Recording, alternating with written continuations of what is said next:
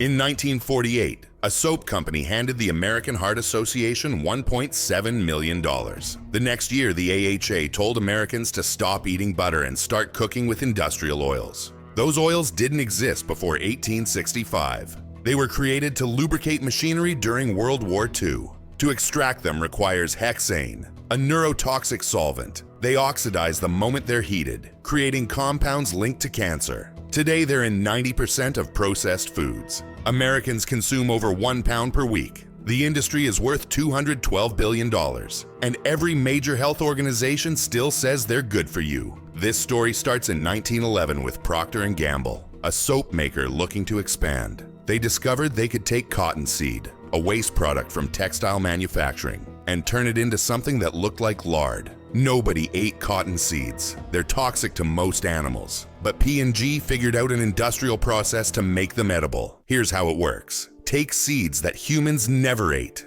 Crush them under extreme pressure. Wash with hexane, a petroleum-derived solvent. Treat with sodium hydroxide to remove the hexane. Bleach to remove the gray color, heat to 500 degrees to remove the rancid smell. What comes out? A clear, odorless oil that can sit on shelves for years without going bad. P&G called it Crisco and launched the most aggressive marketing campaign in food history. They positioned it as modern and scientific compared to old-fashioned animal fats. By 1916, Americans were eating 60 million pounds per year. Soon came soybean oil, corn oil, canola oil, sunflower oil, all requiring similar industrial processing. But there was a problem they didn't advertise. These oils are fragile. The molecular structure makes them highly unstable when exposed to heat, light, or oxygen. This instability causes oxidation, the same process that turns metal to rust. When these oils oxidize, they create toxic compounds called aldehydes and lipid peroxides. Here's the disturbing part. Most vegetable oils are already oxidized before they leave the factory. The high heat processing guarantees it. But it gets worse. Restaurants reuse these oils for days, heating them repeatedly to 375 degrees for frying. A 2017 study analyzed oil from fish and chip shops. After 1 day of use, the oils contain 20 times the safe limit of toxic aldehydes. But restaurants use the same oil for 4 to 7 days. Every time that oil is reheated, more oxidation, more toxic compounds. Those compounds don't just stay in the oil. They're absorbed into the food, and those compounds are doing something inside the body that researchers are just beginning to understand. When oxidized oils enter the body, they trigger a cascade of inflammatory responses. The immune system treats them as foreign invaders. A 2019 study published in the journal Nutrients found that high consumption of heated vegetable oils significantly increased markers for oxidative stress and inflammation, both drivers of chronic disease. Then there's cancer. A 2020 study from the University of New Mexico found that linoleic acid, the primary fat in seed oils, is converted in the body to a compound that promotes tumor growth. The researchers stated this could explain the dramatic rise in certain cancers that correlates with increased vegetable oil consumption.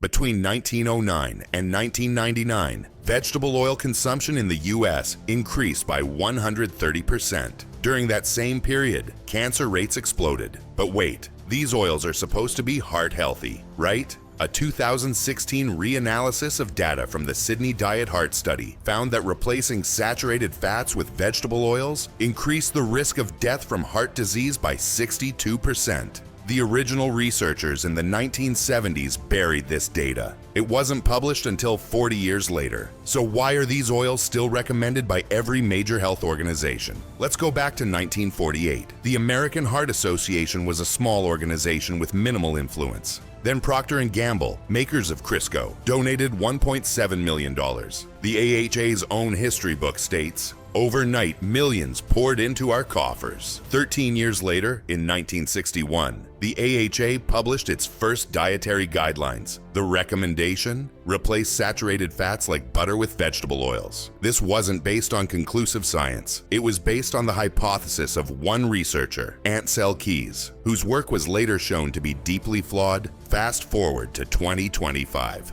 Studies are still being published claiming seed oils are safe and healthy. Look at the funding. This research was supported by the Soy Nutrition Institute Global and the United Soybean Board. Industry money, the same playbook tobacco companies used. Fund studies that support your product, bury studies that don't. The vegetable oil industry now spends over $100 million annually on lobbying and research funding, and they've made sure their product is almost impossible to avoid. Check any processed food label: crackers, bread, salad dressing, hummus, peanut butter, frozen meals, protein bars, even products labeled natural or organic, soybean oil, canola oil, sunflower oil, corn oil, or just vegetable oil, which means any combination of cheap industrial oils. Here's where it gets truly insane.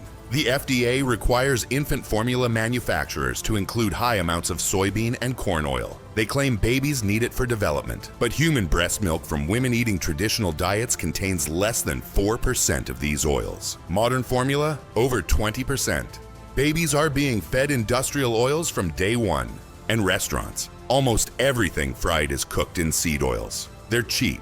They last longer than animal fats. They increase profit margins. Even high-end restaurants use them. That $40 pasta dish, likely sautéed in canola oil. Those hand-cut fries, fried in soybean oil. But here's what the industry doesn't want people to know. When someone eats seed oils, linoleic acid gets incorporated into cell membranes throughout the body, especially in fat tissue. A study comparing body composition in 1960 versus 2005 found that linoleic acid in human fat tissue doubled from 10% to 20%. The fatty acid composition of the average human body has fundamentally changed in just 45 years. But there's hope. When someone stops consuming seed oils, the body slowly replaces them. Fat cells have a turnover rate. Within 2 to 3 years of avoiding these oils, body composition can return to healthier levels. The body knows how to heal. It just needs the industrial oils to stop flooding in. Here's the 90% reduction strategy. Step 1. Kitchen oils. Throw out canola, soybean, corn, sunflower, safflower, cottonseed, grapeseed, vegetable oil. Use instead butter, ghee, olive oil, avocado oil, coconut oil, beef tallow, duck fat.